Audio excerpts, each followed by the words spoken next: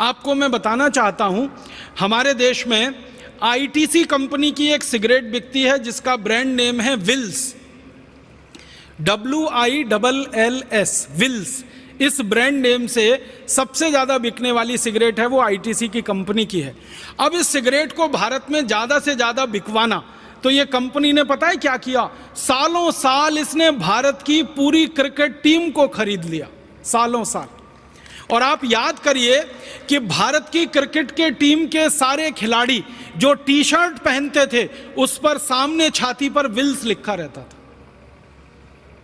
India पीछे लिखा होता था, विल्स आगे लिखा होता था। भारत पीछे है, सिगरेट बेचने वाली कंपनी का नाम आगे है। भारत के बड़े बड़े क्रिकेट खिलाड़ी, में नाम नहीं लेना चाहता, जिनको ये देश तालियां बजा बजा कर अपनी कंधों पर उठा के घूम रहा है, ये सारे बड़े क्रिकेट खिलाड़ियों ने विल्स का सबसे ज्यादा प्रचार किया है। हमारे देश में सबसे ज्यादा रन जिस क्रिकेट खिलाड़ी ने बनाए हैं वो विल्स का सालों साल प्रचारक रहा है। उसके बैट पर विल्स लिखा रहता है, उसके ग्लव्स होते हैं उस पर विल्स का स्टिकर, उसकी छाती पर विल्स, उसके पैड पर विल्स, हर जगह विल्स विल्स विल्स। और क्या होता था, क्रिकेट का मैच होता था तो ट्रॉफी का नाम विल्स ट्रॉफी रखा जाता है।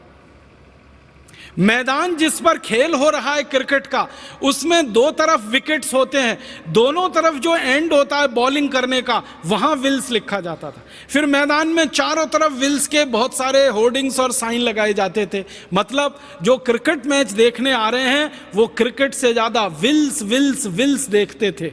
और फिर जब बड़े बड़े क्रिकेट खिलाड़ी विल्स का स्टिकर लगा के मैच खेलते हैं, विल्स का पैड पहन के मैच खेलते हैं, विल्स के ग्लव्स पहन के मैच खेलते हैं, तो देखने वाला जो नौजवान वर्ग है उसको भी लगता है अच्छा क्रिकेट खिलाड़ी होना है तो विल्स पीना ही पड़ेगा।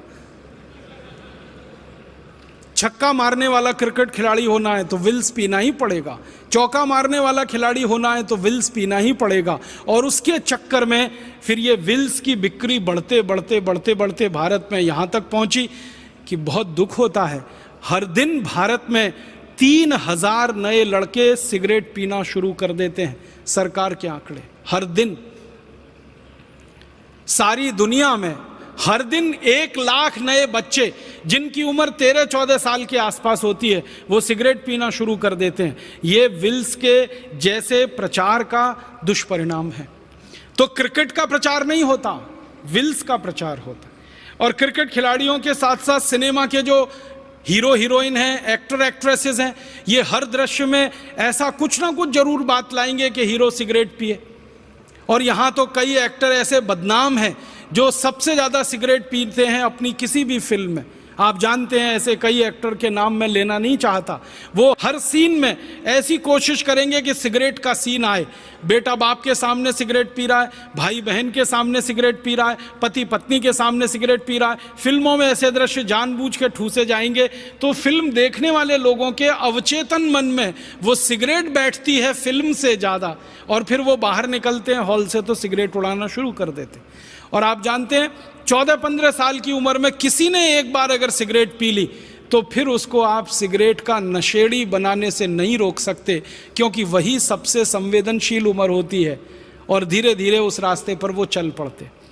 फिर इस सिगरेट से होने वाली जो मौतें हैं सारी दुनिया में, सरकार सारी दुनिया की कहती है कि कैंसर में जो सबसे बड़ा कारण है, मैंने बताया जहर, एंडोसल्फान जैसा और मेलाथियान जैसा और ये यूरिया DAP, उसके बाद दूसरे नंबर पर जो सबसे बड़ा कारण है कैंसर का वो सिगरेट ही है।